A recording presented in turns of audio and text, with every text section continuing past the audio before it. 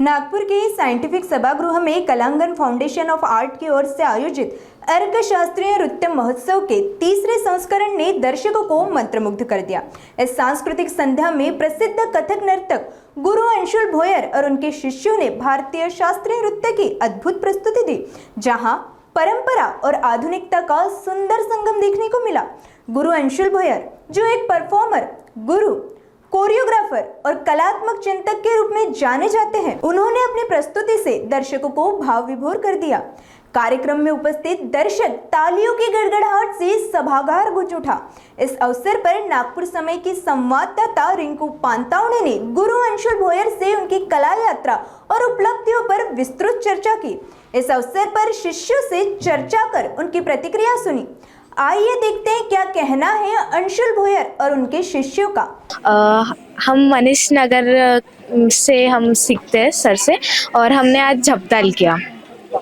अब कब से सीख रहे हो? मुझे अभी 3 साल हो रहे हैं। 3 साल हो गए। हाँ। तो कथक ही क्यों चुना? मतलब मुझे वो ये आर्ट फॉर्म बहुत अच्छा लगता है। या कैसा लगा आज करके?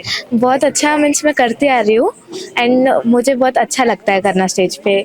एक सर की कोरियोग्राफी भी बहुत अच्छी रहती है। बहुत सारे ताल होते हैं, एक ताल, त्रिताल, सो उसकी फुटवर्क अलग अलग होता है, सब अलग अलग होता है। सो वही एक झपताल है। तो कितने दिन लगे इसको अपने मतलब करने के लिए, प्रैक्टिस करने के लिए? 3-4 महीने से हम प्रैक्टिस कर रहे हैं। या आज हमने झपताल किया। हम सब लोग महेश नगर की बैच से है, सर से सीखते हैं, बहुत अच्छा सिखाते हैं सर। महेश जी के ऊपर हम लोग ने पहले श्लोक किया था और उनके उस पे ही डांस किया है हम लोग ने। आज हमने एडवांस 3 ताल किया, बहुत अच्छा लगा। गुरु से सीखे हमें। कितने दिनों से प्रैक्टिस कर रहे हैं? हम तो कर तो 2 साल से रहे, अभी इसके लिए हम मंथ हो गया पूरा। अच्छा। और आपने जो भी फॉर्म बताया है, क्या एग्जैक्टली है, क्या मीनिंग है इसका? ये तोड़े का प्रकार रहता है, जो फुटवर्क बोलते हैं ना हम, उसका ये अलग अलग प्रकार रहते हैं। हाथ का, पाँव का अलग अलग टेका रहता है, बोल रहते हैं। I'm Riho. I'm a student. So I'm from Hiroshima in Japan. Then who invited you here today? she invited. Do you like today's program? Yeah. This is Indian culture. They show past culture. How do you like it? How do you express it? Yeah. Everything is so nice. For example, outfit, makeup, like this jewelry. Yeah, also dancing. Makeup. Also, tabla. Yeah. Okay. Song. Yeah. Everything I first experience.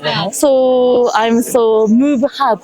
Okay, after seeing this, do you really like to follow this Yeah. culture? Or you want to dance? So that's why I want to learn this katak.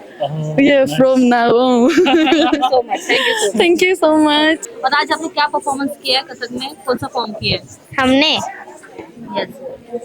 Kathak Kathak किया है। हाँ। कैसा लगा करके और कितने दिनों से कर रहे हो प्रैक्टिस? हम लगभग 2 मंथ से प्रैक्टिस कर रहे हैं। कौन से प्रैक्टिस कर रहे हैं? हाँ। तो एग्जाम भी अभी हो गई है, तो ऐसे में डांस और एग्जाम की प्रिपरेशन काफी टफ हो गई होगी, तो कैसा मैनेज किया सब? इजीली मैनेज कर लिया, लेकिन मजा आया। मजा आया? हाँ। इसमें आपको क्या करना है, मतलब डांस में और आगे जाना है आपको? हाँ। आपने क्या परफॉर्म किया? आज हमने तराना और गणेश वंदना परफॉर्म किया। अच्छा, तो आप लोगों ने मतलब ऐसे 2-3 फॉर्म्स में साथ में किया, तो क्या अलग अलग था वो कि वो एक ही इसमें था पूरा? नहीं, वो अलग अलग था।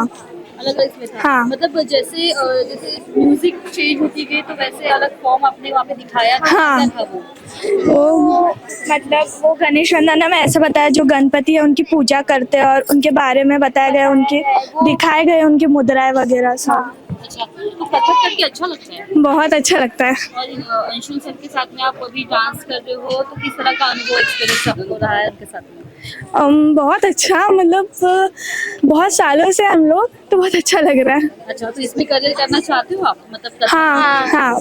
कलांगन फाउंडेशन ऑफ आर्ट्स के तहत जो है अर्क डांस फेस्टिवल जो है वो लक्ष्मी नगर के साइंटिफिक सभागृह में आयोजित किया गया। हमारे साथ में एक कथक शास्त्रीय नृत्य के निपुण ऐसे कलाकार है अंशुल भोयर जी, जिन्होंने ये पूरा संचालन किया है। इस आयोजन के पीछे उनकी मेहनत है, उनके स्टूडेंट्स की मेहनत है, और जिस तरह से उन्होंने क्लासिकल डांस यहाँ पे दिखाया है वो काफ़ी बेहद ही काबिल तारीफ है। हम सीधे उनसे साथ जुड़ते हैं।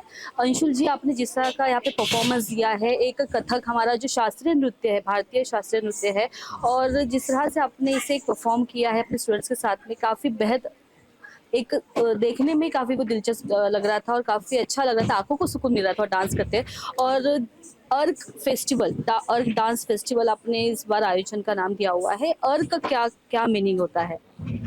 नमस्कार। सर्वप्रथम तो मैं आपका तहे दिल से स्वागत भी करना चाहूँगा और शुक्रिया भी करना चाहूँगा कि आपने मुझे ये मौका दिया कि मैं आपसे जुड़ पाऊँ और बात कर पाऊँ। अर्क नाम क्यों दिया? बेसिकली अर्क का मतलब होता है निचोड़ या जेस्ट बोलेंगे। जेस्ट इन द सेंस हमने इतना सब कुछ इतने वक्त से बहुत कुछ किया है ना, थोड़ी थोड़ी चीज़ें, हर एक इंसान थोड़ी थोड़ी चीज़ें जोड़ जोड़ के सीखता है। तो बहुत सारे ऐसे बच्चे होते हैं जो सालों साल वर्षों, मतलब बहुत साधना लगती है कथक डांस सीखने के लिए, बहुत साधना लगती है, 24 साल भी कम पड़ जाता है। इतना सीखने के बाद में हम मतलब स्टेज पे उतर पाते हैं। तो बहुत से बच्चे जुड़े हुए हैं 4 साल 5 साल से।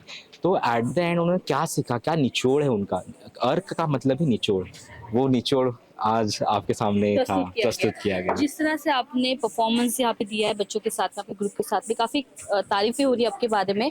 मैं आपका बैकग्राउंड जानना चाहूँगी कि आप जिस तरह से अभी शास्त्रीय नृत्य आप यहाँ पे शोकास कर रहे हैं, जिस तरह से आप दिखा रहे हैं, कि आपने इसे ही करियर क्यों चुना आपने? देखिए मतलब करियर क्यों चुना ये तो बहुत लेट आता है, बट स्टार्ट कैसा हुआ ये थोड़ा बता सकता हूँ कि मुझे डांस पसंद था। हर किसी को मतलब जैसे डांस मतलब हर एक आर्ट फॉर्म आपको ना उसका मेन उद्देश्य, उसका मेन पर्पस जो है वो खुशी होती है, एक इन्फिनाइट खुशी और एक कंफर्ट, खुद को पूरे तरीके से जब आप कंफर्ट महसूस करते हो किसी भी चीज़ में। आप कुकिंग करते हुए भी कोई कंफर्ट महसूस कर सकता है, कोई मेकअप करते हो कंफर्ट फील हो सकता है उनको। तो मुझे डांस में एक सबसे पहले कंफर्ट तो फील हुआ, बट उसके साथ साथ मुझे इन्फिनाइट खुशी हुई। अगर मैं कुछ भी नहीं करता तो मैं क्या करता, मैं सिर्फ डांस ही करता। इट मीन्स कि ये एक स्ट्रेस फ्री बोल सकते हैं। अगर कोई बीमार व्यक्ति है और उसको खुश रहना है तो डांस करे, एक तरह का एक दवाई बोल सकते हैं। तो आज की अगर बात करें तो जो शास्त्रीय नृत्य है वो कहीं ना कहीं खो गया है। मतलब जैसे आजकल के जो हम डांस फॉर्म्स देखते हैं वो उसमें जो भारतीय शास्त्रीय नृत्य है वो दिखाई नहीं देता है, और बच्चों में भी जो है वो काफ़ी ज़्यादा जो है ये वेस्टर्न संस्कृति की तरफ काफ़ी रुझान हो चुका है। तो ऐसे में अगर आप इस तरह से नागपुर से अगर आप इस तरह से अगर फेस्टिवल आयोजन कर रहे हो, उसमें शास्त्रीय नृत्य बाकायदा कथक अगर आप ये डांस परफॉर्मेंस आप दिखा रहे हो, तो आपको क्या लगता है कि ये जो अपना शास्त्रीय नृत्य है ये कहीं खो गया, तो उसको किस तरह से हमें बाहर लाना चाहिए? सबसे पहले तो मैं ये कहूँगा कि कोई भी चीज़ खोती नहीं है और कोई भी चीज़ कभी भी ख़त्म नहीं हो सकती है। हाँ, ये हो सकता है उतार चढ़ाव आते रहते हैं। अभी ऐसा हो गया है, अभी एक ट्रेंड चल रहा है, जैसे मैं बहुत अच्छी तरीके से मैं इस फील्ड में हूँ, तो मुझे बहुत गहराई से पता है कि कहाँ पर क्या होता है ना।